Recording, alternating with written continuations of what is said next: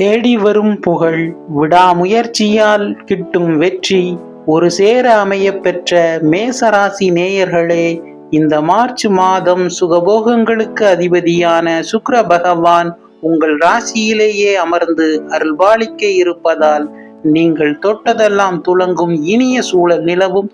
சுக்கிரனின் வருகையால் உங்கள் தேகம் தனிப்பொழிவு பெறும். நீண்ட நாட்களாக வாட்டி வதைத்த உடல்நல குறைபாடுகள் நீங்கி ஆரோக்கியம் சீராகும்.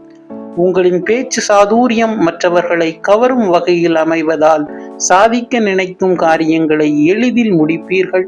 இந்த மாதம் உங்கள் சுய முயற்சியால் செல்வம் ஈட்டும் யோகம் உண்டாகும். குடும்பத்தில் சுபமங்கல நிகழ்ச்சிகள் நடப்பதற்கான சூழல் அமையும்.